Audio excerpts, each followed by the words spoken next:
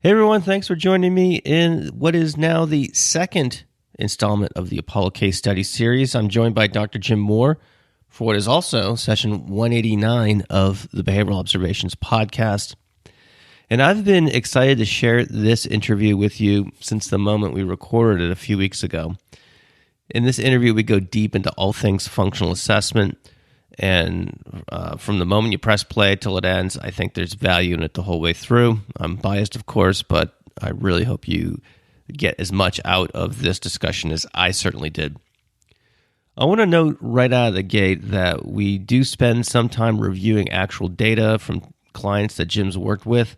We do the best we can to narrate you and walk you through these data, but let's be honest, this is a podcast, right? So if you want to, you can go to behavioralobservations.com, look for the show notes for session 189, and I put the graphs that we discussed right there. I should also note as an aside, if you want to join the mailing list, you get the show notes sent to you a couple of days after each episode goes live. So feel free to do that. But what did we talk about during the show? Well, we covered a whole host of things.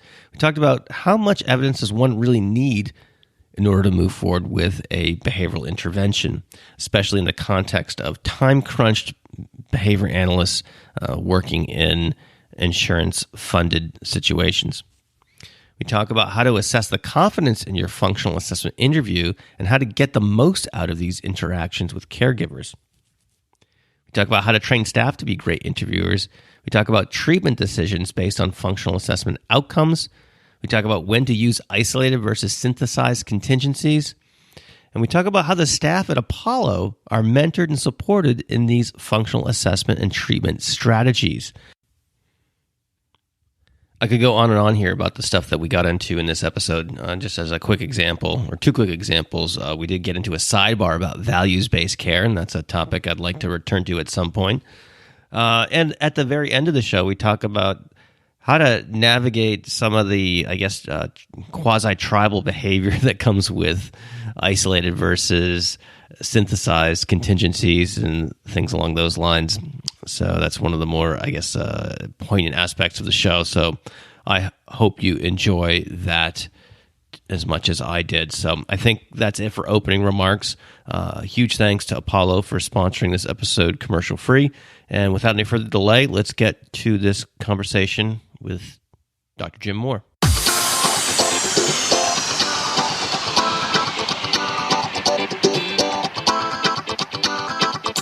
Welcome to the Behavioral Observations Podcast, stimulating talk for today's behavior analysts. Now here's your host, Matt Sikoria. Hey everyone, we're back with Dr. Jim Moore of Apollo Behavior, and this is the second installment of the Apollo Case Study series. Jim, how's it going? It's going great. How are you, Matt? Good. I got some nice feedback on our first, the maiden voyage of this series, and I'm looking forward to continuing it. So as we promised in the last episode of this series, we promised that we would do a little, study on functional assessment as a broad category. There's so many things we could delve into with regard to this. And, you and I have had a lot of our own kind of just private conversations about various functional assessment strategies and things like that. So I think this would be a fun opportunity to kind of share some of those conversations with the audience more generally. And so let's get into it, Jim. So there's a variety of directions we can go in, but you and I think we've had some of our most fun conversations about the functional assessment interview itself.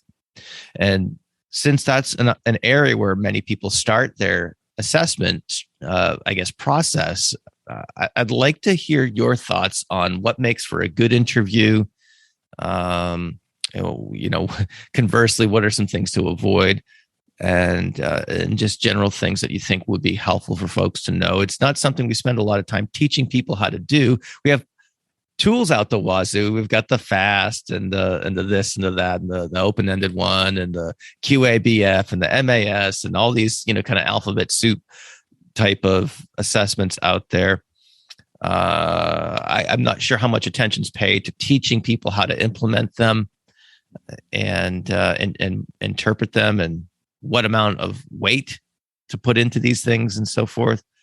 So what I'd like to do is give you some time just to kind of, I guess, riff on that, if you will. So what makes for a good interview, and we can go from there, I suppose. Well, I think just to kind of react to broadly to what you just said, I think the same comments apply to assessment in general.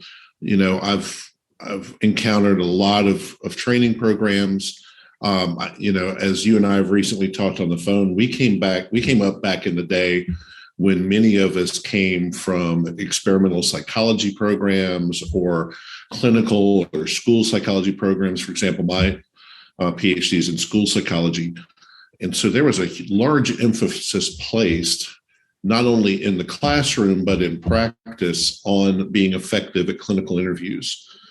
So, and then as assessment. And so I don't view assessment through the lens of the tools we use, right? That's kind of like my workshop. Here's my tool shed, and here's all the tools that I have that I could bring out to get the best understanding of this client's behavior possible. I think rather I focus more on the conceptual side of what is an effective behavioral assessment. We could have a whole, I think, secondary episode related to skills and language assessment, but just talk specifically about functional and or behavioral assessment. It's really about how much evidence do you need to effectively design an intervention that will address the problem that has been brought to you. Ultimately, that to me is the standard. I know that there's a lot of debate in the field about, we need to have this much internal validity. We need more experimental procedures, more direct procedures, less indirect procedures, and that's all well and good. But ultimately, I look at it as how quickly can you implement an effective intervention? That to me is the ultimate measure of how effective your assessment was. And I kind of approach behavioral assessment and language assessment as a database detective. I want to go in and collect as much evidence as I can. Now, I think a lot of times I've noticed that a lot of behavior analysts that I've mentored, they're taught to focus so much on just the referral behavior and just trying to get as much direct contact with that behavior as possible. And I kind of view assessment as a big funnel. And I may put in, just like when you go into a detective goes into a crime scene, they're going to examine as much of the scene as they can. Some of it, most of it's going to likely be irrelevant towards the case they're trying to build. But the more thorough they investigate the scene, the more likely they are to find very relevant pieces of evidence. I believe the same holds true with assessment. I may initially start out with a plethora of data that may or may not be useful. But through that, and as I go through that scientific problem-solving process that we talked about last week, and I scrutinize, how trustworthy, how valid, those data are, by the time I get to the bottom or the end of my assessment, I should have enough good evidence to build an effective intervention. Through my approach that we'll talk about a little bit more in depth, doesn't have the same endpoint all of the time. I'll just go ahead and say up front, there's many times where I can interview, or BCBAs that are very experienced that work with me here at Apollo can go in. We have a very effective interview with a caregiver. Maybe you observe the kid and maybe even ask the parents to engage in certain behaviors to see if you can actually see the behavior. And we're so confident after those two sources of data that we design a behavior intervention plan at that point. I kind of look at functional analysis like as a big toolbox itself. I'm not even getting into isolated versus synthesized yet. But functional analysis is like our big, our biggest, most reliable, but yet also most intrusive procedure that we use. So I don't really go into every single case hoping to design a functional analysis.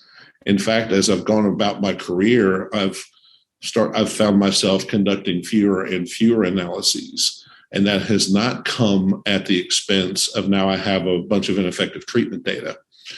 And so the interview portion of this that we talked about, one big difference between how Greg Hanley approaches interviews as opposed to how I do that, and Greg and I have talked many, many, many times about this process, is I'm not necessarily using the interview solely for the purpose of designing analysis conditions, even quick analysis conditions.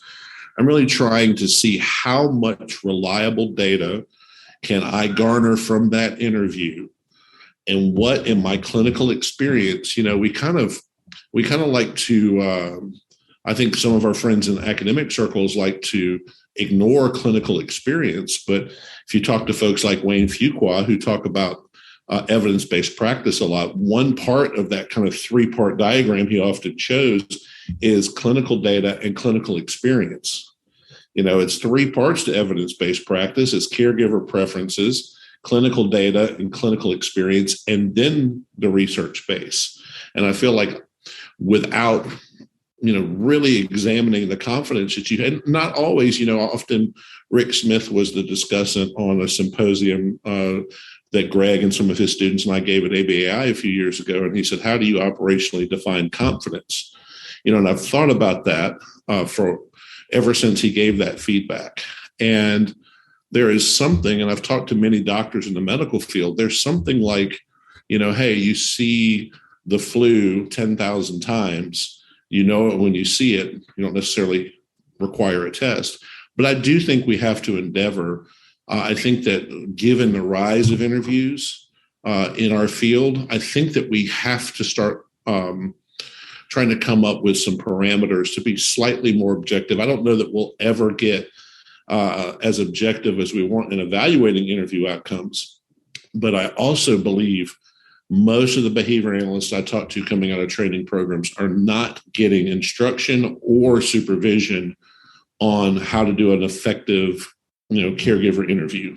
Okay, let me stop you there. I got a couple questions before we get into the interview stuff, I suppose, and I want to just kind of react to what I just heard. So you're saying that you've done fewer and fewer FAs over the years, and that you've recognized that it is a resource, dependent activity, I suppose, or it's something that takes time, et cetera. So, what would you say to folks who would say the following? Well, Jim, we have literature that suggests that the FA is the best way to get at what's going on with regard to a repertoire of challenging behavior. Point number one. And point number two, well, Jim,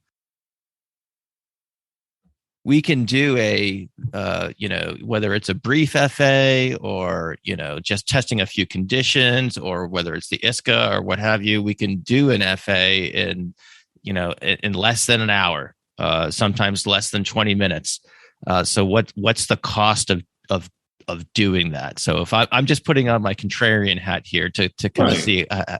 I mean, I would say to that person, hey, if you figured out a way to do that, especially if you're billing insurance, then hey, if it's working for you, if it's not broken, don't fix it. And I would agree, hey, if I had a clear path to always conducting an FA for every behavior, no matter how severe or how minor it may be, and I've kind of streamlined this, and I'm using methodologies that are showing effectiveness, and it's not delaying the onset of treatment, then hey, go for it.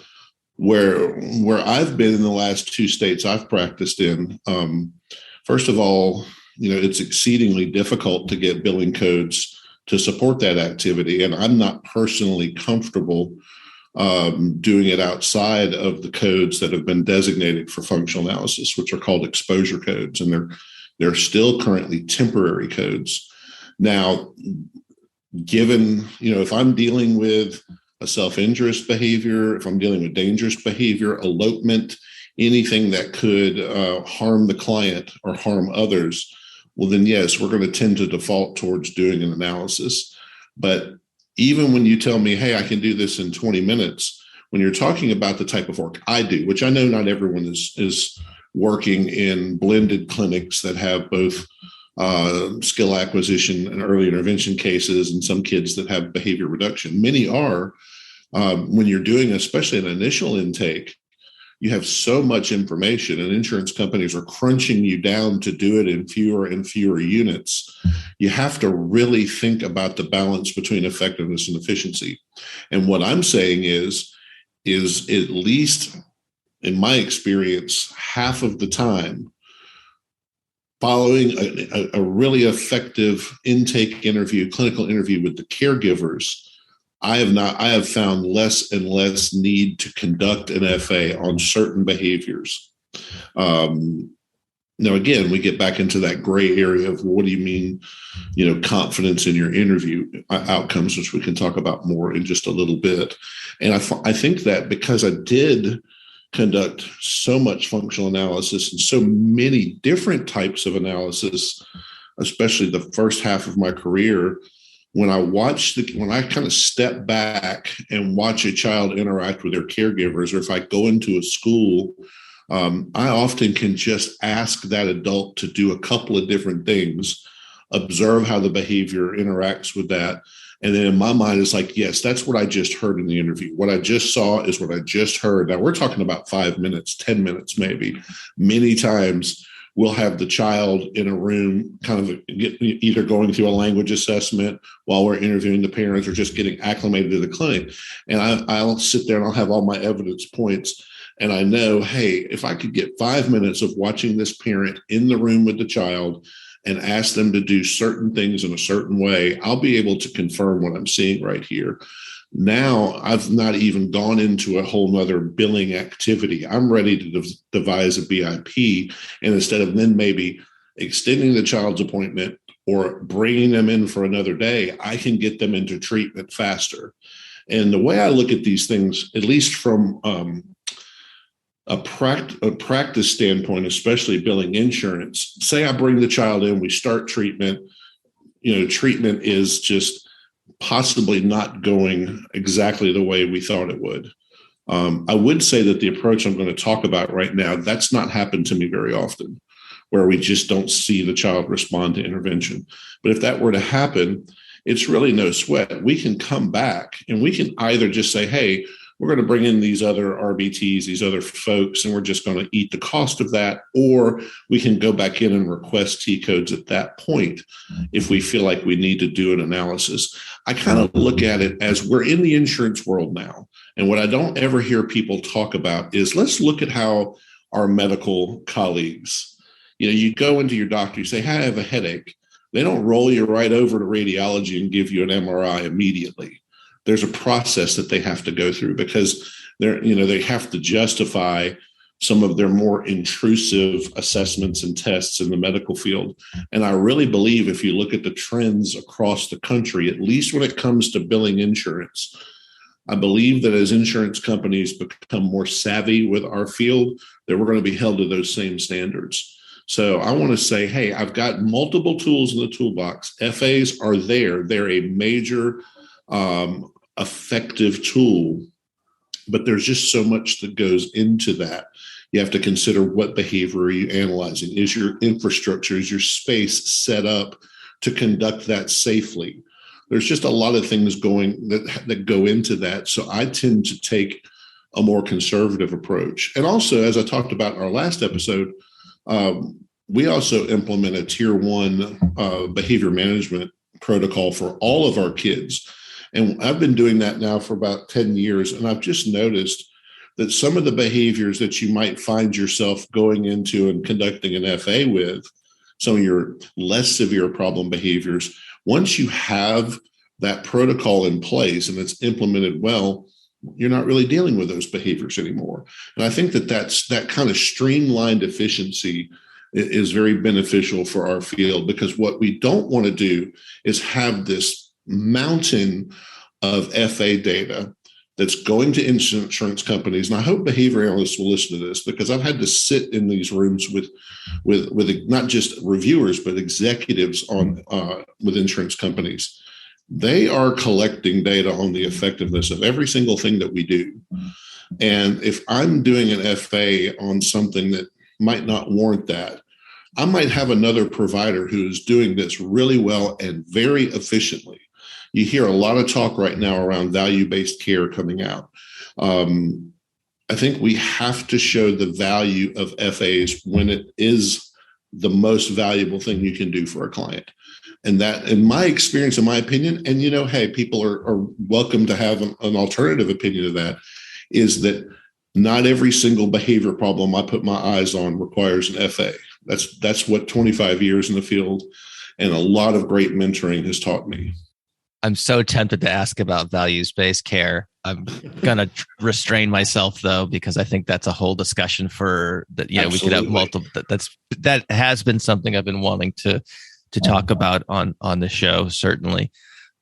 But I think we'll just put a cork in that one for the time being. Gosh, as a little bit of foreshadowing. Okay. The thing with value-based all right, let's go ahead. The thing with value-based care is the thing consistently that I've heard from the higher ups at most insurance companies is, what's your standard measure of care? What's your standard measure of progress? The truth is, if I send an FA graph, or even I think more appropriate to this example, if I send in VB map results, that doesn't have a lot of meaning outside of someone who's a behavior analyst to say, okay, now I can look at this and I can tell the client is getting better. So I think that, this search for standard measurement of progress, that's why insurance companies require us to do a Vineland, even though it doesn't really inform treatment very much. Many of us have to do the pervasive developmental disability behavior index. That doesn't tell us very much about responsiveness to treatment. But those are what, if you look at especially the last couple of TRICARE reports that have come out, it's results from the PDDBI that they are bringing out to say, hey, we're questioning if this is medically necessary, if this is effective. So I think something, and just as, again, foreshadowing, because we're not talking about language assessment today, I think a normative-based assessment is something that we really need to move towards. Peak has a small normative sample for their direct training and generalization module. I think that we have plenty of great minds and talent in our field to think about what that might look like for behavioral assessment, functional analysis, and reduction of problem behavior. But I think that is, to put more meaning into the outcomes of our data in ways that, if I show somebody a VB map, progression, and, even when I explain it to them, just a layperson, like my wife, for example, like, oh, wow, they're doing good, right? That's great. But when I pop up a graph that says, hey, here's where a typically developing child is functioning across these, say, 800 operant targets. Here's where my kid is through treatment, and you can see that kind of slope of improvement. Most untrained people look at that and they're like, wow, they're really getting better. All right. So we'll have to leave that there with a promise to perhaps get into that down the road. So let's get back. You started talking about the interview, and I took us down that little bit of a rabbit hole here. So let's talk about interviewing people and how to make the most of our discussions with caregivers when we're trying to learn about the things that contribute to challenging behaviors. Yeah, so I think, to put it into just one, just kind of very broad statement, and I think Greg says this a lot, is you really want that person to start telling you a story rather than responding to a lot of questions. You want to structure the interview so that you can take them, at least in their private behavior, into that context where they're now interacting with their child's problem behavior. I've seen, and that To be quite honest, Matt, I started as I was mentored through behavioral assessment, and I've kind of gotten back to that, where when I interview caregivers, I go in with a legal pad and a pencil, and that's about it. We go ahead and on the intake side, go ahead and let them give us some of the factual stuff we need, like what medications are you on, how are they sleeping at night. Those could be, as I review that before the interview, that could stimulate areas that I need to talk about. But in general, when I'm trying to talk about a behavior problem that the parents are very motivated to get some relief from, I need for them to tell me the story of that. I need to be able to watch their body language, see how either upset or, and again, we don't want to expose parents to trauma, but I do want them to kind of report to me as if they're watching it again, as if they're watching their child's problem behavior.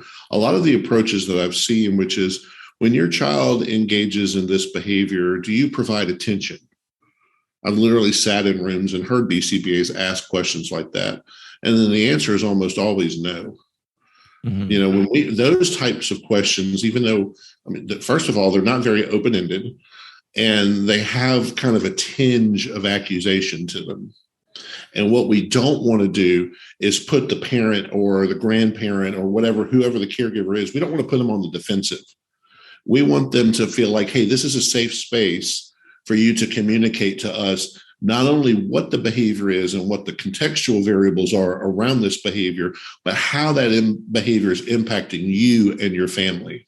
I right before we started this call, I did do a interview with a parent, and it occurred to me that one of the things I try to do to avoid that dynamic that you're referring to right there is to just kind of be self-deprecating, and say, look, I've got 3 kids, being a behavior analyst does not, does not insulate me from the realities of contingencies. Right. And so if you're talking about picking battles or challenges with mealtimes or sleep or whatever, I am not judging. I'm just here to try to understand, and so I try to make fun of myself, or at least point out that, that most people have at least on some level, some way of relating and experiencing some of those challenges. Maybe not at the magnitude or frequency, but certainly the spirit of it, if you will.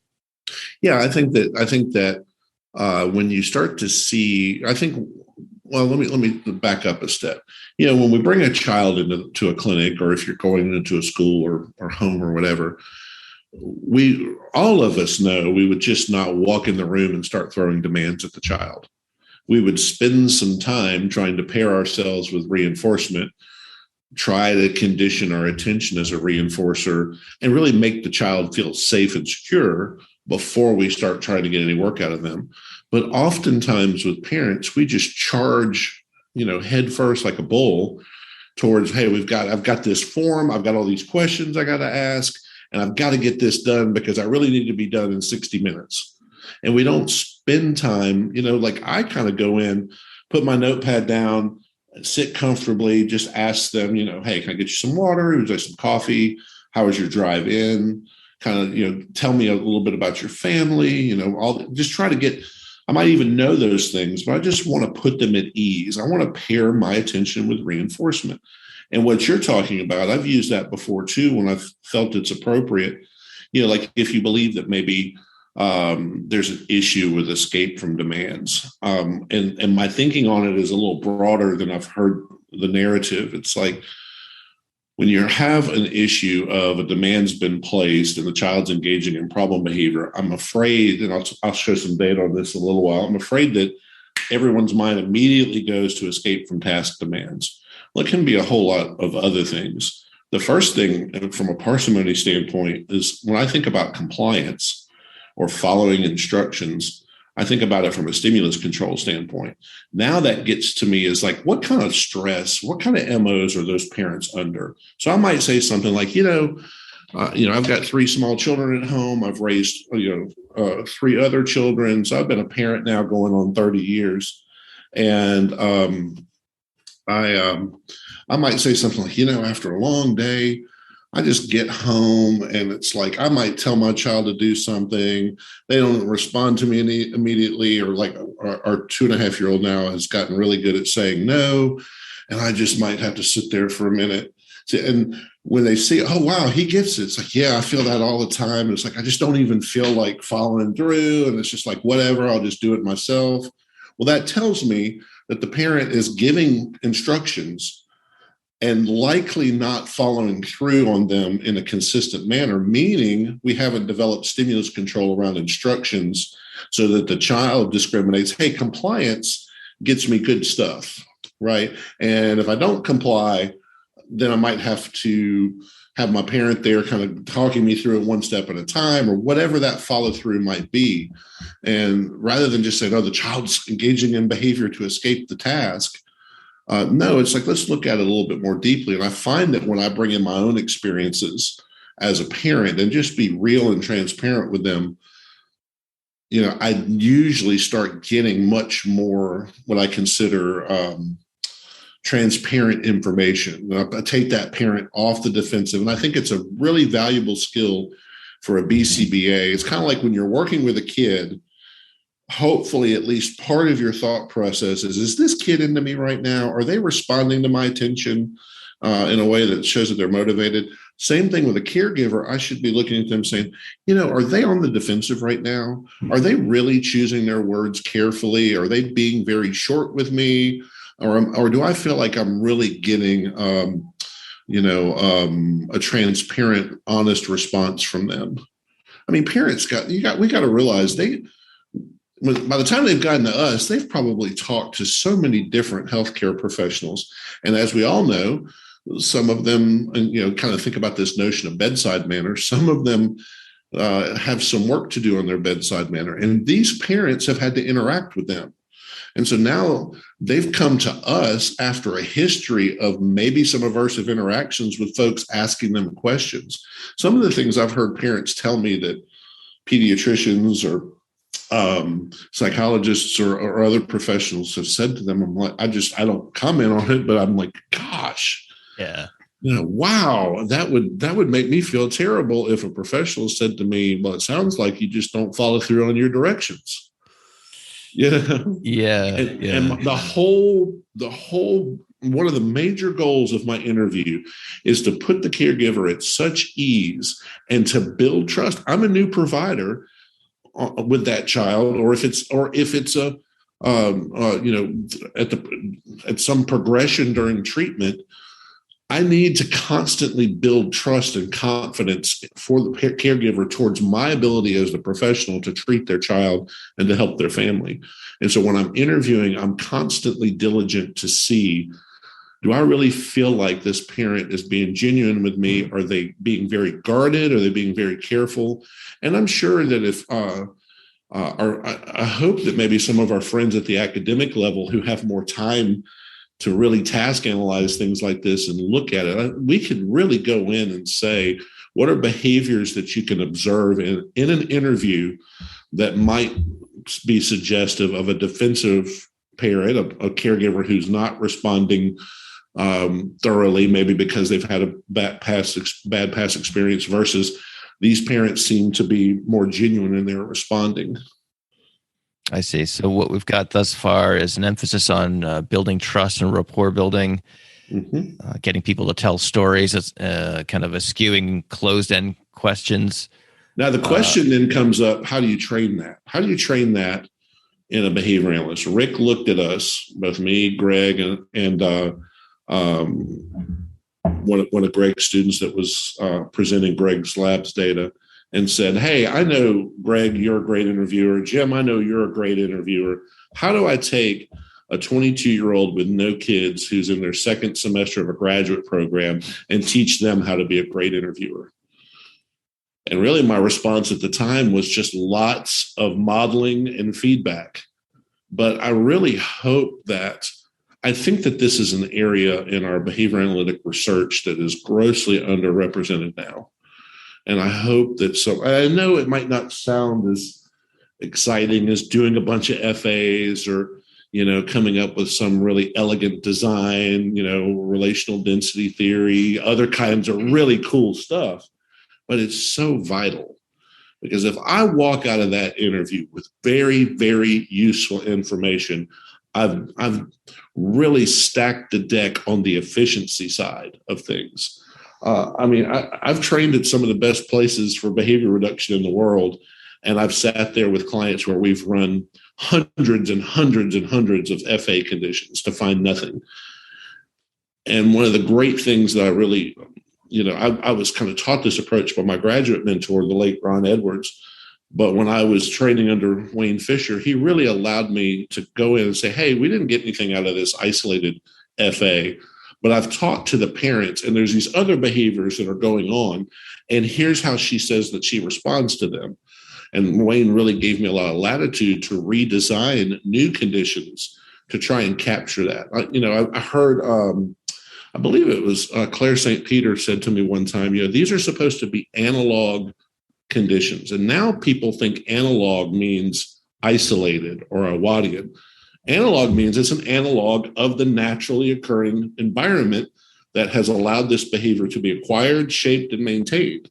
So the more I can make the analysis look like what's actually happening in their life, the more likely I am to design an effective FA condition. Now, the caveat, and to get back to what I was saying earlier, is what I've noticed in my career is when I come out of that session, out of that interview, I'm like, man, I feel like I know exactly what's going on here. They have described down to the T. I feel like I could walk in and this is what I'd see in their house. Well, then I have to ask myself a question.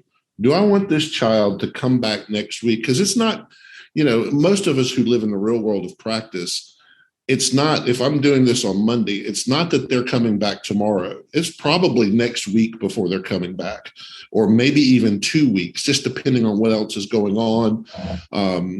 And do I delay so that I can come in and I feel so confident? Do I feel like I need that extra verification that much to come in and do that FA? Or do I say, hey, you can start treatment tomorrow and we're going to write this treatment plan, which we believe is a hypothesized functional treatment plan. We believe we have identified the function of this behavior in our treatment. And if it doesn't, we can still make modifications at that point. So I really hope that the folks who listen to the podcast who are in academics, or maybe a graduate student looking for a thesis or a dissertation topic, kind of look into open-ended interviews, because we really, I've heard some folks lately, and I've seen some CEs come out about maybe looking at motivational interviewing, which comes to us from our friends in addiction counseling. Mm-hmm. I feel like that's the same principles as what I'm talking about right now. Yeah. And if anyone wants to get a little flavor of what that's like in that particular setting, I'll put a link in the show notes for today. I did an interview with a good friend of mine from graduate school, Dr. Jim Murphy, and he has, done amazing work in the area of intervening on binge drinking and problem drinking, both in college age students as well as young people more generally, with an MI approach. So I appreciate you bringing that up. Yeah, there are a lot of, long story short, there are a lot of tools that have already been developed in these areas for sure. Mm-hmm. So I'm trying to think about where we can go next, because there's so many directions that are available to us, Jim. One area I'm thinking about is, so what would perhaps the answer to ask the question is to answer it, but what would be a signal to you? Let's say you do an interview and you have high confidence in the results because of these, at least now, these kind of quasi-tangible factors that you've just spent some time talking about. What would be a signal to you that you have to go back and do an analysis? Would it just be simply saying, hey, we're not getting anywhere treatment-wise? Or are there other things to keep in mind as it relates to this kind of decision tree we're kind of verbally outlining here? Yeah, I think that I kind of have, I think on both sides of both behavior assessment and language assessment an overly cautious and conservative approach. Like if I'm supervising a BCBA here at Apollo and they were to tell me, gosh, we feel really good about this. We feel like we're ready to design treatment, but I start hearing some, I've got this concern, I got this concern. It's like, hey, even though we want to have this impetus towards efficiency, if you have any doubt about designing an intervention based off of the interview you just conducted, what about your confidence in designing analysis sessions to verify that? And that's an approach that we use here at Apollo. And I kind of put it on the professional, like, hey, you're the quality healthcare provider. You're the case supervisor over this case. How confident are you that an intervention you could design from this interview, what do you think the likelihood of effectiveness is? I'm like, well, I'm not a crystal ball. We like to say that as behavior analysts because all of us usually have to write treatment plans where we, brand new kid, he's 2 years old, and we're going to sit here and forecast for the insurance company what their whole course of treatment is going to look like. I said, but no, what would you say? How confident, if that was your child, how confident would you feel? I don't know what the right number is, but I'm like, hey, if you have any doubt, any sinking doubt, any little private voice in your head, any feeling in your gut, you're not going to hurt anything by doing an analysis. So I think also some other things to consider are you talking about an initial assessment, or are these behaviors that have emerged as part of your ongoing treatment? When you're talking about that case, now here we have some behaviors that have kind of emerged through treatment. Hopefully you're not flying blind. Hopefully, as soon as those behaviors started, you went into a process of defining them, trying to capture some data on them, and you should go into an interview with a parent or a caregiver or a teacher in that context with a lot more information. I think to get back to initial intakes, how severe is the behavior? What's the likelihood that the child could harm themselves or harm someone else? I think that's got to be a factor. I don't feel comfortable with truly severe behavior looking at a parent and saying, I'm not going to bring the best tool in my toolbox out for your child. I can't do that. I wouldn't want that done for my children. So things like, in my mind, and again, this is not, don't put this down as the ABA gospel. This is just, I guess, the gospel according to Jim Moore, is head-related self-injurious behavior, certain forms of aggression towards other people. Pica is a big one. Elopement.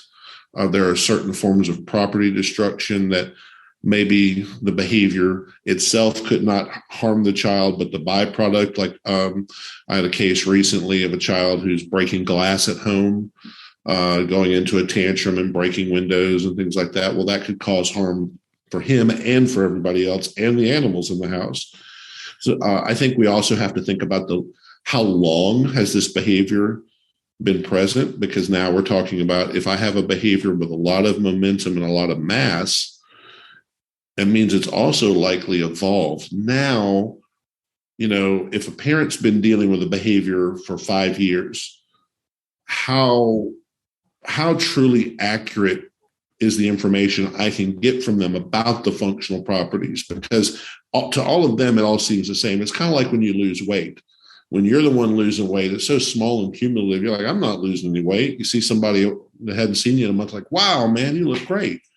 When you're the parent and you're living with that behavior every single day, it's not that you become deaf to being able to answer questions around the functional properties. It's just how sensitive are they to any changes that have happened? Mm-hmm. What have they tried, and what do they even remember that they've tried that may have made this behavior, for example, more resistant to extinction? I think all of those things have to be considered and kind of put into our funnel of assessment, where we sit down and make the best decision we can about, okay, what do we do next? Yeah, that variable alone, the duration of the history of the behavior problem under scrutiny, that alone could be something that is worthy of investigation in terms of these various things. So if we even when we design, whether we do isolated or synthesized, we're presenting contingencies to these kids in the same shape, form, and manner, every condition. That's just not how a parent conducts business. In our house, my wife is probably one of the most behaviorally minded non-behavior analysts I've ever known. But she also has a chronic health condition that causes her various levels of pain. Some days she has no pain, other days, and the degree in which she is in pain directly impacts how she interacts with our children, not in a negative way, but her, like, some days she's just like, whatever, I don't care. Like, she's got certain routines that she likes our kids to go throughout the day. And most days she's just right on it. But when she's in a lot of pain and there's a lot of other things going on, she very well may be like, listen, we're just watching movies all day. I'm not really feeling it. And that notion of a parent who's just not feeling it, that means the variability around contingency manipulation in the natural environment is very likely very astronomical. And how well do our analysis conditions? I mean, I've done this long enough where I've seen plenty of kids. You bring them in, you even explain the contingencies to them. And if it varies just so much from what those naturally occurring contingencies and MOs and SDs look like, you might not get anything in that analysis session. We don't like to publish those. I wish we published more studies in JABA and other journals where we're like, listen, we did this, we did an ISCA, we did an Awadian analysis, we didn't get anything from it, but we learned this by doing it, and we designed something new. Then we were able, I'm going to show some data here in a little while where it's like, man, we didn't get anything. What do you do then? Do you just kind of throw away your data and scratch your head? No, if you're kind of thinking about, I'm a database detective, I'm trying to get as much information, the kid's going to do something, right? The kid will do something. And if we can, so many of the redesigned analysis conditions I've done in my career has been in an attempt to capture some of the nuances of the naturally occurring environment. So I think that that's another thing to consider. It's like, if the parent's been dealing with that behavior a long time and it's, not even severe, if it's just irritating, you deal with a kid, like I've had so many kids, it's like, man, once we get your behavior problem reduced, we need to get you with a good, vocal instructor, because you have a career in choir and maybe opera, because they find that pitch. And what that tells me is that behavior has been around so long that the parents have tried to ignore it. They have tried to do other things. And then as behavior does, when it encounters any level of extinction, the kid's going to up the ante. And now they kind of get the parent to that point. And I don't know that our analysis conditions always often capture that. Got it. So I think we have maybe sufficiently piqued the interest of the audience to maybe walk through an example here. So since you've teed that up, let's talk about a case study here that you've been involved with, where you had to throw a bunch of things at an issue to try to fully understand it and intervene. Well, I think maybe where to start is to kind of bring up a blast from the past and show some case study data on how did I even get to this approach, and then we can talk about how that's evolved into the approach we take at Apollo. When I was in graduate school with a colleague named Mike Mueller, and we were both very interested in contingencies of negative reinforcement. And we went through and kind of self-taught ourselves. And Brian Awada, to give him the credit he deserves, was extraordinarily helpful, especially to me, because I did a lot of Awadian analysis in both my thesis and dissertation, at providing supervision for us, materials for us. But when I was doing these analyses in classrooms, and I noticed, wow, it kind of seems like we assume in the demand condition that the task demand is an MO for escape. And that's how we set up the analysis condition. We kind of then assume, hey, if we get behavior in this condition, that means the child is motivated to escape the task demand. Well, in schools, and I'm sure you've seen this plenty of times, Matt, if a child most of the time gets a hard task or whatever it is, say they're given a worksheet with a bunch of math problems on it they can't do, very rarely is their first thing to do is to lose their mind with a severe problem behavior. It's usually some interaction with the teacher that is going to kind of have this combinatorial effect to evoke problem behavior. And so I started observing and made a hypothesis. And one day, actually, before class, Mike and I were talking about how he was seeing some of the same things, that, sometimes it looks like the task might be an SD for something else. And that led us, I don't know if I can, I can pull those data up if you want me to share them. Why don't you, since most people will listen to this, can you walk us through what you're seeing? And certainly what we can do is make sure that folks go to the show notes, where I will absolutely put the picture of the graph there for everyone to see. So I think that the first thing I noticed is something I've observed in schools, in homes, in my own home, which is give the child some difficult task, or maybe just some task or whatever it is. So that could discriminate for a lot of things, but it often can discriminate for an increased probability of adult attention. And some kids might ask for help, but other kids that, especially in busy classrooms, I'm sure you've seen this hundreds of times, where a teacher might say, okay, just give me a second. I've got to help all these other children. And for whatever reason, through their learning, they're just like, hey, you know what? No, you're going to come here right now. And so they may engage in some level of problem behavior, but it really is irrelevant to the task itself.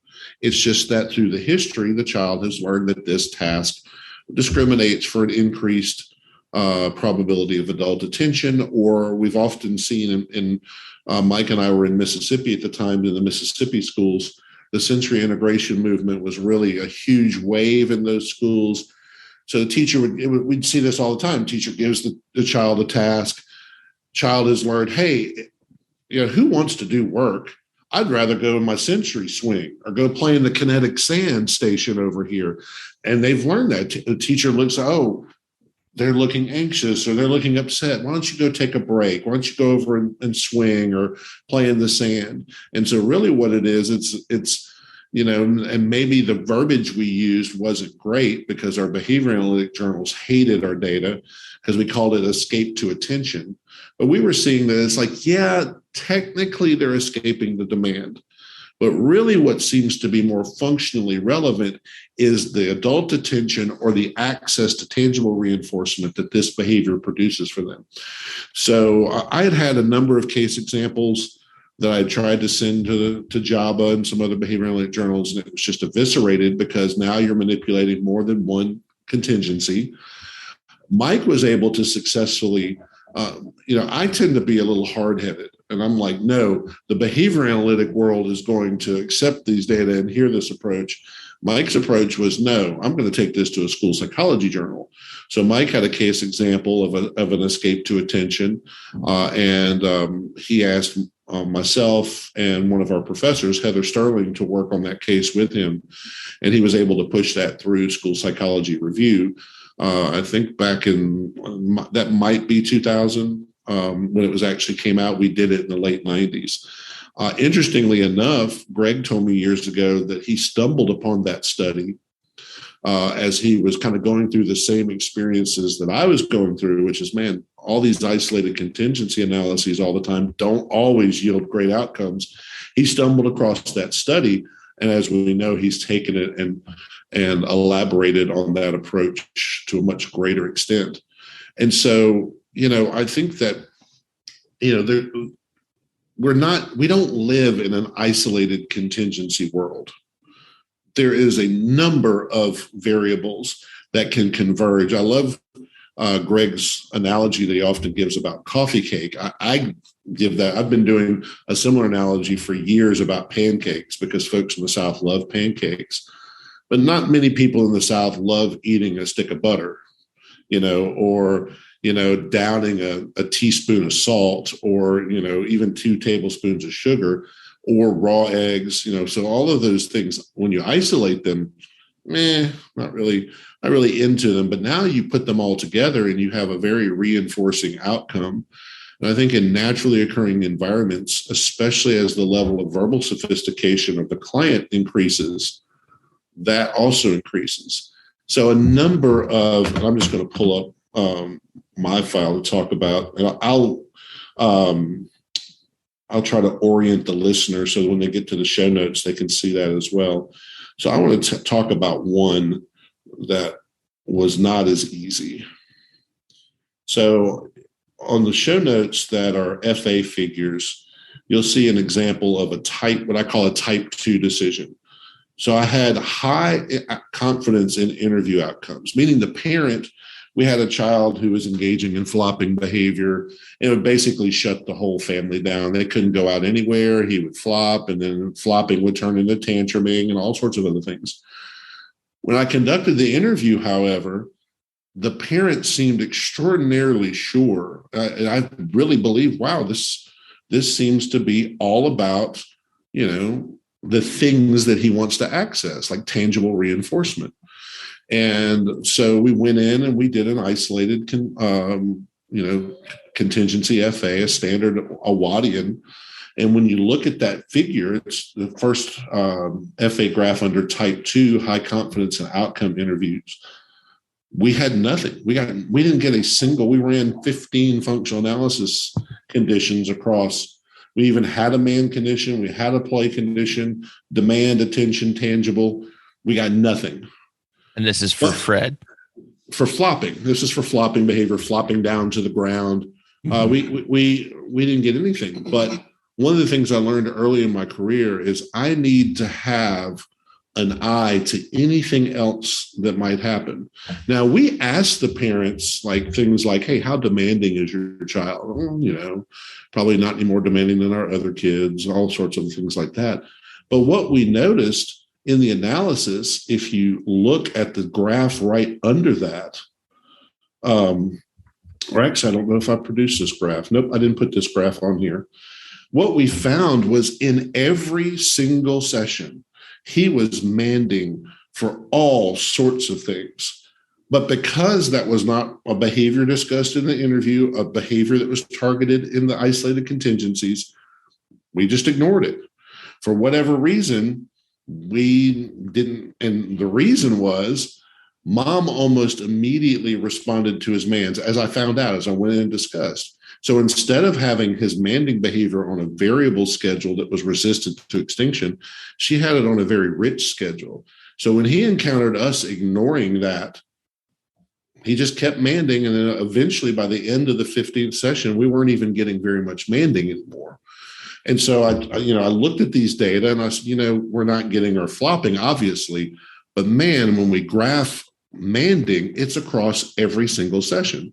So I went in and did a follow-up interview and actually called the mom on the phone and was like, hey, it seems like your child requests stuff a lot.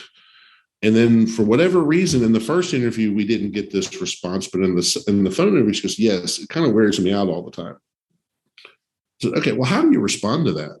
She goes, well, if I can do it, I tell him, okay. Sometimes I have to tell him, give me a minute. But most of the time, I just tell him no, especially when he's worn me out. So now I'm thinking, okay, if I have a chain of events going on that starts with manding now is encountered with no, has he learned that this flopping behavior will gain compliance from his mother to the demands that he's making? Okay, so we went in and we did an analysis where we kind of replicated our mand condition, but we also started telling him no. So when you look at that first analysis graph on the show notes, you're going to see we switched from a multi-element analysis to a reversal design where we went NCR mands, where anything he said we did, to a condition where it was contingent mands, where we had basically two contingencies going on. If he manded, we initially said no. If he flopped, then we said, well, okay, we can do that. And then we saw huge differences, but I still was not satisfied that I demonstrated that it was his access to adult compliance to mands that was truly the functional variable. So even at this point, if you harken back to several minutes ago, and I said I'm ultra conservative, I'm like, I really feel like this is important because I believe how we respond to his manding is crucial in effective treatment for flopping. Okay, so let me just interrupt you here, just because I'm going to just kind of restate what's going on here. Sure. So we don't lose the audience who's listening to us. So basically, you did a reversal between these two conditions where you NCR mand, you acquiesced to every mand, and then the second condition was that you said no, and then when he flopped, you acquiesced to the mand. You enforced the mand essentially. So he had to use his flopping behavior to get us to comply with his mands. Yeah, and just to report to the listener, the data do show clear differentiation between this ABA arrangement. So I just wanted to note that for the listener. And again, behavioralobservations.com. Well, I'm not sure what session this will be off the top of my head, but we'll have the show notes there waiting for you. So thanks for staying with us through this. But this is really interesting stuff. It's getting deep. So the scientific, and if you haven't listened to our first episode, that might be a good time to pause and maybe go back, because this is where I applied that model. Because now, is it the manding and the adult compliance demands, or is it the items themselves, which would look more like a tangible function? I tended to think it was not the items because we didn't see any behavior in the tangible condition.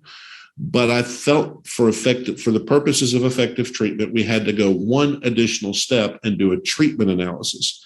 So what we did is we taught the child an FCT response, which is, I want to choose. And we started with a card, but he was very verbally sophisticated. So we quickly got to him simply saying, hey, I want to choose. And so we would then yoke, meaning to kind of describe what we do, we would always start with an FCT condition. And what we would do is we would write down what he would request, exactly when he would request it, and then how long he would get access to that, right? So if he, at second 30 of the session, he said, I want to play with marbles, I want you to play marbles with me, we would write that down at second 30, requested marbles, and for us to play with them. Then what we would do is we would replicate that session in the next session, but instead of making his FCT response functional, we placed that on extinction, and we just delivered those same items in the same order at the same time in an NCR, what we call a yoked NCR session. And by doing it that way, we're able to isolate that it's the choice and the adult's compliance with his mand rather than the actual items and activities that were functionally related to his problem behavior. And again, you can see pretty big differences where we're literally doing exactly what we had done in a previous session. And now all of a sudden, without his ability to choose, I've heard some call that a control function.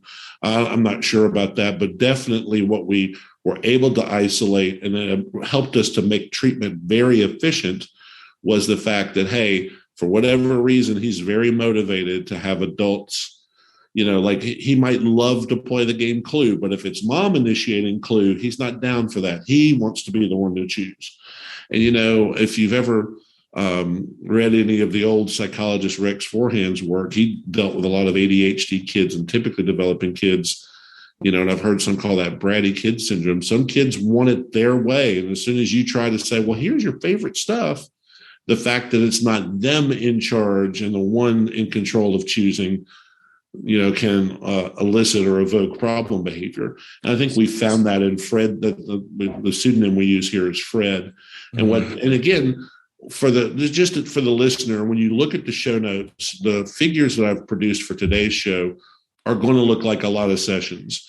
If you recall, we have a client-oriented research kind of agenda here at Apollo, and it's an approach I've taken most of my career. So when we do feel like we're on something that could be important for practitioners, important for other clients, we do tend to go a little bit more lengthy into our assessment and our treatment evaluation than we might normally do. So that was one case where you sit there and you go into a standard, I hate to use the word standard, but isolated contingency analysis, and you get absolutely nothing. I think in the next case example, a child name that we're going to call Kelly, that's type 3, we came out of the interview, parent, for whatever reason, she had a bad history. She had come from another ABA provider. It took a lot of convincing just to get her to enroll her child in our program. And so she very defend, no matter what I tried to do, it was just kind of like we got a lot of yes, no, I don't know. So I believe, and I'll just say that. So meaning yes, no, I don't know in terms of what Well, we the would try to get her caregiver's to response. tell us. You didn't Yeah. get much from the interviews, what you're saying. Yeah. So I'd say things like, hey, talk about the last time your child engaged in this problem behavior. I don't know. I mean, he's just bad. You know, and we might get that type of responding. It's like, so, you know, when you said that your child, you know, threw a knife at your face at dinner, how did you respond? I don't know. I mean, I just sent him to his room. I don't know. There's just a lot of this not wanting to respond. I don't know. And no matter how much encouragement we gave, I even literally in that interview said, hey, we're just trying to help. We're a partner with you. We're on the same team. We want to see you and your child have a much higher quality of life. So we're not, you know, but we still just really could. It was like trying to pull teeth to get a good response from, or to get a useful response from the parent. And so I think in our talk of interviewing and synthesized contingencies over the last couple of years, those are the cases we don't talk about. And I'm sure listeners right now are saying, oh, I've been in that room before. I've been in with that difficult teacher or just fed up teacher or fed up parent that just, they're tired of answering questions. They're tired of telling and telling and telling. I know I've talked about my wife already, and it's not throwing it under the bus. It's just like with certain things, she gets tired of retelling the story.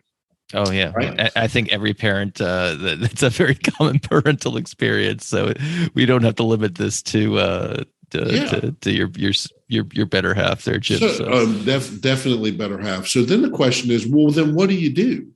When you come out of that interview, what do you do? And I tend to be of the belief that rather than going in and trying to do some descriptive observations that could be a colossal waste of time, because you're at the mercy now of, will the relevant MO show up and will the child engage in problem behavior?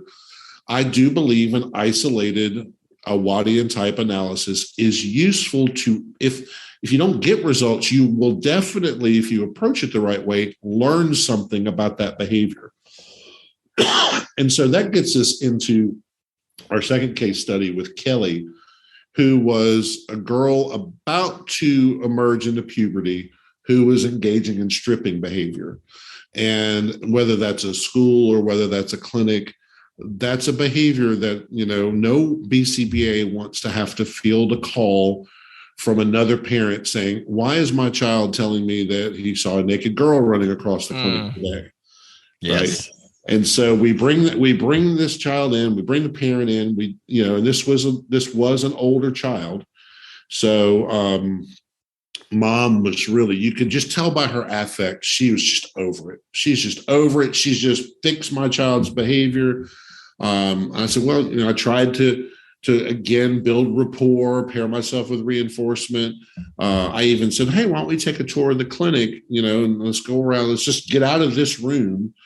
And as we would take a tour, I'd even try to do more rapport building and get her engaged in more conversation. And she just wasn't having it. So we, basically just put this child through, like a classic attention, demand, play, tangible condition, and saw just one instance of stripping. And it wasn't even like she took her socks and shoes off and then stopped. So we really didn't get the behavior at all. But what we did find is the child repetitively engaged in vocal stereotypy, specifically high-pitched noises and squealing. And so then I'm like, okay, so we've got this other behavior that we can't find in any of the records. The child was in school. We saw no behavior plans that talked about vocal stereotypy and noises. Mom had never mentioned it. So I literally said, okay, guys, y'all are just going to do another play condition. I'm going to bring the mom over here and we're going to observe. And I said to mom, I was like, hey, we haven't talked about this behavior right here. Do you deal with this behavior a lot? And immediately mom was like, oh my God, if you could get rid of that, my life would be so much better. I was like, well, hold on. We haven't talked about this behavior. So tell me a little bit about how often does she do it? She does it all the time. I said, okay, how do you respond to it? She said, I try my best, but it gets really irritating. So I either tell her to shut up, or I yell at her, or I send her to her room. I'm like, okay, so now I have some hypotheses now. Wow, okay. So let's assume for a second that vocal stereotypy is maintained by automatic reinforcement. It might not be, but let's assume that for a second. We know that the interruption of automatically reinforced behavior can evoke more severe types of behavior to regain access to that. Also, we've got this reprimanding. And as I dug deeper, I found out that was the school where the child attended. She was in a self-contained classroom. That was the teacher's go-to, is to tell her, no, good girls don't disturb their friends in class. They sit quietly. And so I'm like, okay, so I've got some hypotheses here. We could have the interruption of automatically reinforced behavior, but we also could have this notion of escape from reprimands. If reprimands function as an aversive stimulus. So now, to kind of orient the listener, I have these hypotheses, and what do I do with it? I made the determination, our treatment team made the determination that it was not extraordinarily efficient to go in and verify the function of vocal stereotypy. Now, there's some listeners that might they're just throwing their hands up and saying, this guy's lost his mind. We can determine, is it escape from reprimands? Is it access to stereotypy in the natural environment? If her stripping leads to the adult moving away, then in effect, those consequences, in my mind, from a practical standpoint, are equivalent. Whether it's escape from reprimands or whether it's access to vocal automatically reinforced stereotypy, or if it's some combination of the two, we can devise an analysis that will show us that. And so we basically just did a test control, what you might call an ISCA, where we compared the demand condition to the demand condition where noises would receive reprimands, and then stripping would lead to the adult moving away from the child. Mm-hmm. And we had very clear differences. And we also noticed, if you look at the bottom graph, we saw that in our initial analysis and in our revised analysis, very little differentiation across vocal stereotypy, which was a strong indication to us that was probably automatically reinforced behavior. And so, our approach to that was to simply put in an old school DRA intervention, differentially reinforce. We could have gone the DRI route, only reinforce appropriate vocalizations, but we basically just started delivering powerful reinforcers for appropriate vocalizations, and then giving the child a fixed time throughout her day to just kind of go in her room or go into a part of the classroom and do whatever she wants to do. And if that includes vocal stereotypy, okay, mom, we get that it's irritating. She likes it. I don't want to restrict the kid from having access to something they like, but let's teach them that, hey, you engage in appropriate behavior for this period of time in this context.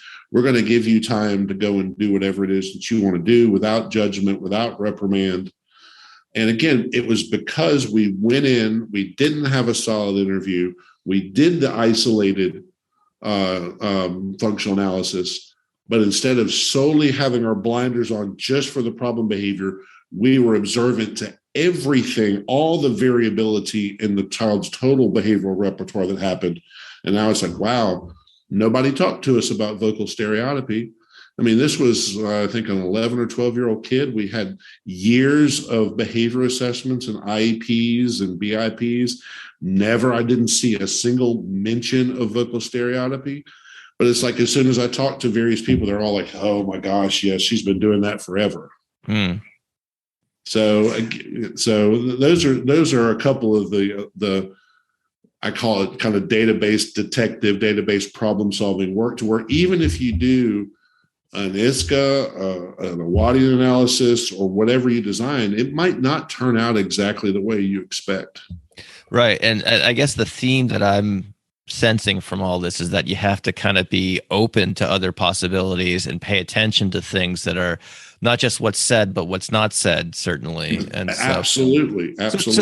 So as we, I think we're probably getting to the close to the point of maybe wrapping up this discussion. I kind of want to bring it, I guess, back to how, maybe there's a mentoring angle or a systems angle to this that I think perhaps is important to think about here. What sort of opportunities are clinicians having at Apollo to explore these things that may be a little bit off the beaten path, if you will, or may take a little bit more time and things like that. And what I think we talked a little bit about supervision and mentoring in some previous conversations, but I'd like the folks who are interested in kind of learning more about this. Certainly, obviously, as we've said again in our previous discussions, feel free to reach out to you. But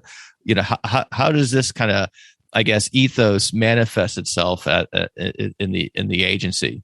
Well, that's a outstanding question that has many layers. I think the thing that's most rewarding to me is taking, and not just new BCBAs, sometimes BCBAs who've been practicing a long time, who were simply never told, hey, it's not either ISCA or Awadi, and it's not just these things, to really have almost, I was told that by a BCBA at Apollo recently that the way I conduct like clinical rounds and collaborative meetings where we problem solve cases, she said, it's like you're the nice house.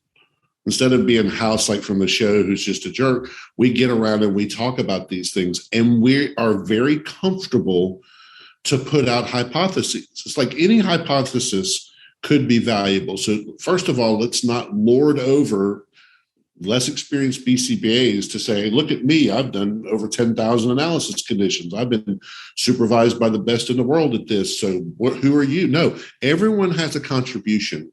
Anything could be up there. So, okay, you think it could be related to this child's, you think that the, in one of our other examples, we had aggression as the primary behavior, but we had a motor stereotypy of hand flapping that was also occurring that nobody wanted to talk about. Well, we have to have a culture and a climate where everybody on the team, even our technicians, say, what are we doing with all this flapping that the kid's doing?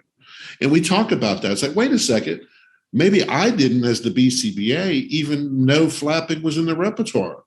And one of the things that we encourage is not just our behavior analysts, but our technicians are vital members of this problem-solving team because they have, on the Apollo team, the most exposure to the client's behavior. And so one of the things we really try to do is teach our behavior technicians how to be database problem solvers, how to think scientifically. So this scientific approach that I talked about last episode is not just for the behavior analysts. It's for everyone on the team. What a cool side benefit that we found is, we now, as a young agency, I think we have 10 RBTs right now that are pursuing graduate training in behavior analysis. And the trend is just spiking upward.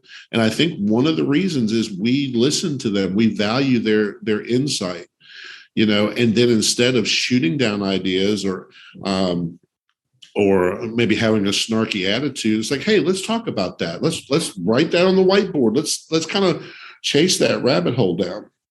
Now, we're a treatment facility first.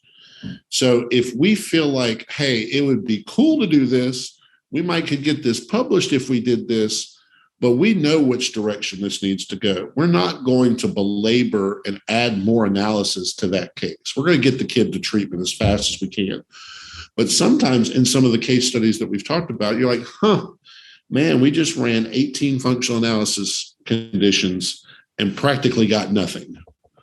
And I think it's dangerous to send that to an insurance company and say, hey, we designed intervention anyway, but this analysis that we're asking you to pay for 2 technicians and for the behavior analyst to be available didn't really yield anything. We have to show that even if the target behavior didn't occur, we still got useful information that either leads to a revised analysis where we can capture the behavior or an effective treatment.